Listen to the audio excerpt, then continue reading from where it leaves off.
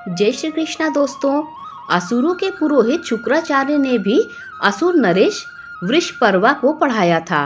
एक दिन शुक्राचार्य की पुत्री देवयानी और वृषपर्वा की पुत्री शर्मिष्ठा अपनी अन्य सखियों के साथ जल क्रीड़ा के लिए गई। एक पेड़ के नीचे उन्होंने अपने कपड़े रखे थे। लड़कियों की जल क्रीड़ा के दौरान तेज हवा चल रही थी, जिससे कपड़े इधर उधर हो गए। जब देवयानी ने नदी से बाहर आकर कपड़े पहनने लगी तो गलती से उसने शर्मिष्ठा के कपड़े पहन लिए। हवा की वजह से सारे कपड़े आपस में मिल गए थे, अतः देवयानी से यह भूल हो गई। शर्मिष्ठा ने जब यह देखा कि देवयानी ने उसके वस्त्र पहन लिए हैं तो उसने चिढ़कर कहा, राजकुमारी के कपड़े पहनने से तुम राजकुमारी नहीं बन जाओगी। तुम्हारे पिता मेरे पिता के सेवक ही हैं, तो तुम भी सेविका ही हो। देवयानी एक अति सुंदर युवती थी। राजकुमारी के वस्त्र पहनने से उसकी सुंदरता और भी बढ़ गई थी। यह सुनकर शर्मिष्ठा क्रोधित हो गई। मेरे पिता राजा हैं, जबकि तुम्हारे पिता उनकी स्तुति करके गुजर बसर करेंगे। उसने कहा, तुम भिखारी की बेटी हो जो भिक्षा लेकर चलता है। मेरे पिता की प्रशंसा की जाती है जो हर किसी को दान देते हैं, कुछ भी नहीं लेते। भिखमंगे की बेटी, तुम्हें मुझ पर अनावश्यक गुस्सा क्यों आ रहा है? इसके बाद देवयानी गुस्से से शर्मिष्ठा के शरीर से अपने कपड़े खींचने लगती है। शर्मिष्ठा ने इस खींचातानी में देवयानी को धक्का दिया और वह कुएं में गिर गई। वह क्रोधित हो गई थी, इसीलिए उसने कुएं में झांककर भी नहीं देखा। शर्मिष्ठा नगर में वापस आई। उसने सोचा देवयानी कुएं में गिरकर मर गई होगी। शर्मिष्ठा और उसकी सखियों के जाने के कुछ देर बाद वहां राजा ययाति आए। वह एक घातक जानवर का पीछा कर रहे थे। प्यास से परेशान राजा ययाति घने जंगल में एक कुआं देखकर उसके पास गए। उन्होंने कुएं में झांककर देखा कि पानी के स्थान पर घास, तिनके और लताओं पर एक सुंदर युवती है। युवती ने राजा ययाति से परिचय लिया। इसके बाद उन्होंने उसे बाहर निकाला। युवती ने बाहर निकलते समय राजा ययाति को अपना दाहिना हाथ दिया। कुएं से बाहर निकलने के बाद ययाति ने देवयानी से कहा, अब तुम निर्भय होकर जहां चाहो जा सकती हो। तुमने मेरा दाहिना हाथ पकड़ा है, इसीलिए अब तुम मेरे पति हो गए हो। देवयानी ने कहा, मुझे अब अपने साथ ले जाओ। सुमुखी, तुम ब्राह्मण कन्या हो, मैं क्षत्रिय हूँ, इसीलिए हमारा विवाह नहीं हो सकता। ययाति ने कहा, मैं आपसे शादी कैसे कर सकता हूँ? आप जगत गुरु शुक्राचार्य की पुत्री हो। उनकी पुत्री का विवाह एक क्षत्रिय से कैसे हो सकता है? देवयानी ने कहा, राजन, अगर मेरे कहने पर तुम आज मुझे वरण करने को तैयार नहीं हो और मुझे साथ नहीं ले जाते हो, तो मैं पिताजी की अनुमति लेकर तुम्हारा वरण करूंगी, तब तुम मुझे अपने साथ ले जाओगे। इसके बाद ययाति देवयानी से विदा लेकर चले गए। ययाति के जाने पर देवयानी घर नहीं गई, वहीं एक वृक्ष का सहारा लेकर खड़ी हो गई। पुत्री के घर लौटने में विलंब से चिंतित शुक्राचार्य ने उसकी खोज में एक दासी भेजी। दासी पदचिन्हों के सहारे देवयानी तक पहुंची और उसे वहां रोते हुए पाया। जब दासी ने देवयानी से उसके पिता की इच्छा अनुसार शीघ्र घर पहुंचने को कहा, तो उसने दासी को पहले शर्मिष्ठा द्वारा किए गए दुर्व्यवहार के बारे में बताया और फिर कहा कि पिताजी से कह देना कि अब मैं वृषपर्वा के नगर में पैर नहीं रखूंगी। दासी ने नगर लौटकर शुक्राचार्य को देवयानी के अपमान और निश्चय की सूचना दी। दासी की बात सुनकर शुक्राचार्य तुरंत अपनी पुत्री को ढूंढने निकल पड़े और उन्हें ढूंढने में काफी मशक्कत करनी पड़ी। उन्होंने अपनी बेटी को सांत्वना देते हुए कहा, बेटी, हमारा सुख या दुख हमारे अपने अच्छे या बुरे कर्मों से निर्धारित होता है। ऐसा लगता है कि आपने कोई बुरा कर्म किया है और उसका फल आपको भुगतना पड़ रहा है। इस पर देवयानी ने कुछ क्रोध और दुख के साथ कहा, पिताजी, कृपया मेरी बात ध्यान से सुने और मेरे अच्छे या बुरे कर्मों के बारे में ना पूछे। राजा की बेटी ने आज बड़े गर्व के साथ मुझसे कहा है कि आप एक शैतान के बारे में गाते हैं। मैं स्तुतिकर्ता और याचक की बेटी हूँ। उन्होंने बार बार ऐसी बातें कहकर मेरा अपमान किया है। इतना ही नहीं, वह मुझे कुएं में ढकेल कर मार डालना चाहता था। कहती है कि तुम भिखारी हो। क्या यह सच है?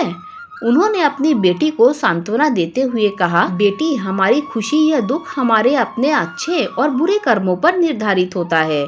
कठोर शब्द हृदय को विदीर्ण कर देते हैं। हथियारों से लगे घाव ठीक हो जाएंगे और जहर का असर धीरे धीरे खत्म हो जाएगा।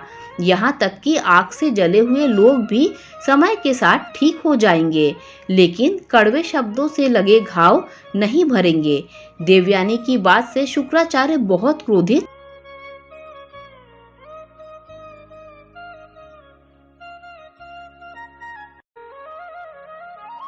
हुए और वृषपर्वा के पास गए।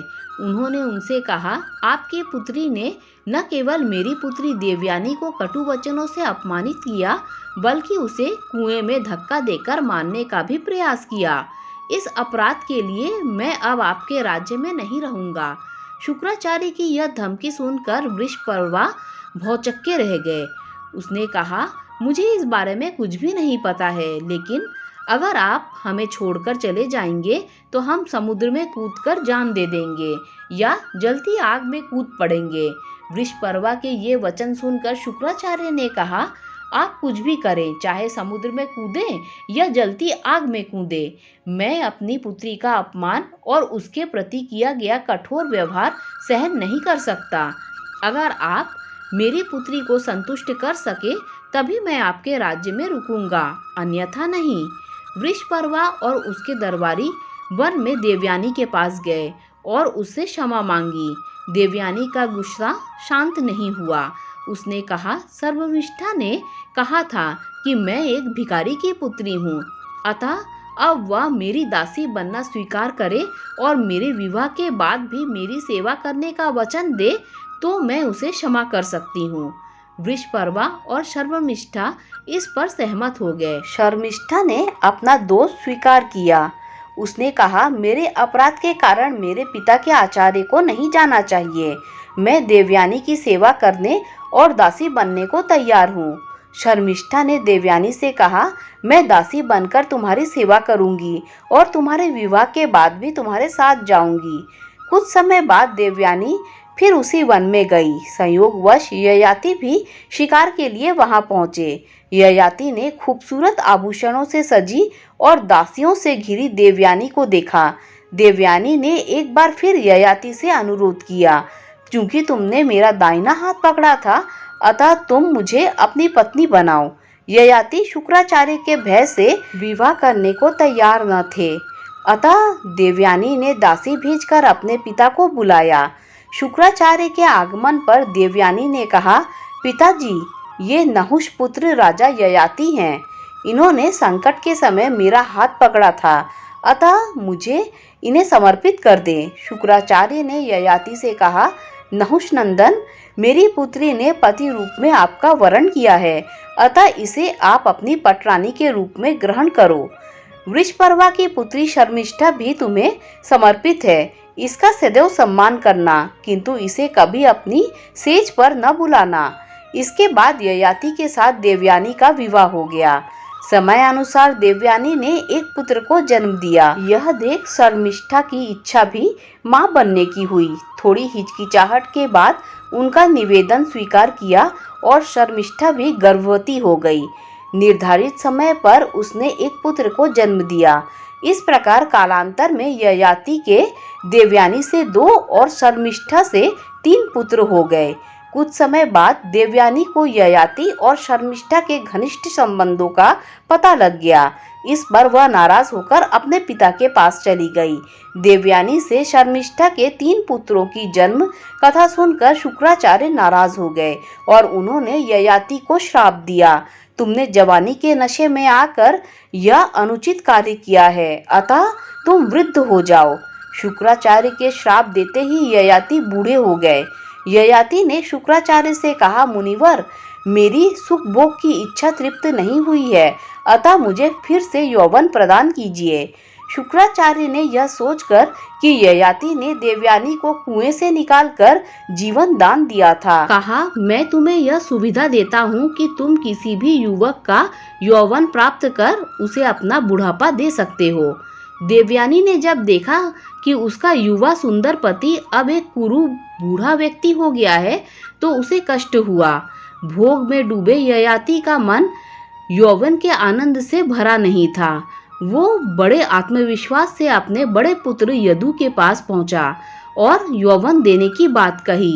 यदु ने ययाति को मना कर दिया।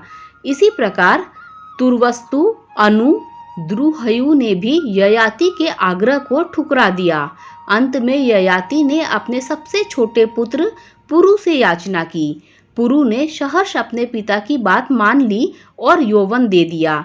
उसी पल ययाति पुनः युवा बन गए और पुरु एक वृद्ध व्यक्ति बन गया। ययाति ने आनंद पूर्वक 100 साल तक यौवन का उपभोग किया। 100 वर्ष पूरा होने के बाद भी ययाति ने जब अपने को असंतुष्ट पाया तो वह सोच में पड़ गया। उसे समझ में आ गया कि इच्छाओं का कोई अंत नहीं है। लाख मन की कर लो मगर फिर भी कोई नई इच्छा पैदा हो जाती है। ऐसे कामनाओं के पीछे भागना व्यर्थ है। अतः ययाति ने अपने पुत्र पुरु के पास वापस जाकर उसे उसका यौवन वापस करने की सोची। जब पुरु को अपने पिता ययाति की इच्छा पता चली तो उसने कहा, अपने पिता के आज्ञा का पालन तो मेरा कर्तव्य था। आप अगर चाहें तो कुछ समय और आनंद भोग करें, मुझे कोई कष्ट नहीं है। ययाति ने जब यह बात सुनी तो उन्हें बहुत ग्लानि हुई। ययाति पुरु की उदारता से बहुत प्रभावित हुए और सबसे छोटा होने के बावजूद उन्होंने पुरु को अपना उत्तराधिकारी घोषित कर दिया। ययाति ने पुरु को उसका यौवन वापस लौटा दिया। पुनः वृद्ध रूप में आकर ययाति देवयानी और शर्मिष्ठा के साथ राज्य छोड़कर वानप्रस्थ हो गए। आगे चलकर राजा ययाति के 5 पुत्रों ने 5 महानतम वंश का निर्माण किया।